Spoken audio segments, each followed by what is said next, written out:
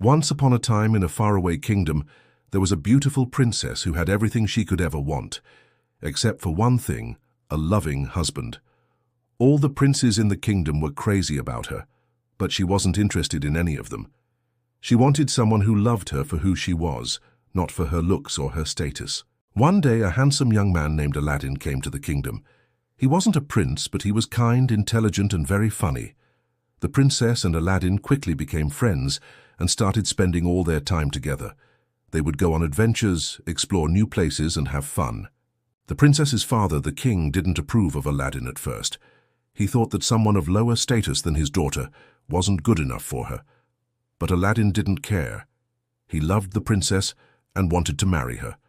So he went to the king and asked for his permission to marry his daughter. The king was still not convinced, but he couldn't help but notice how happy Aladdin made his daughter. So he agreed to let them marry if Aladdin could complete 3 tasks. Aladdin was up to the challenge. For the first task, the king asked him to bring back the golden hen that laid golden eggs every day. This was a very difficult task because the golden hen lived in a faraway land guarded by a fierce dragon. But Aladdin was determined to do it for the princess. He traveled to the dragon's lair and tricked the dragon into giving him the golden hen.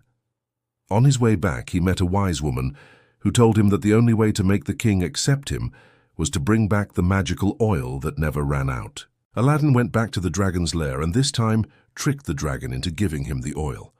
When he returned to the kingdom with both the golden hen and the oil, the king was impressed, but he still had one more task for Aladdin. He asked him to bring back the legendary fruit that grew on the other side of the mountains, where time stood still. Aladdin knew that if he wanted to impress the princess's father, he had to do it one better. So instead of just bringing back one fruit, he brought back an entire basket of them. The king was finally convinced that Aladdin was worthy of his daughter's hand.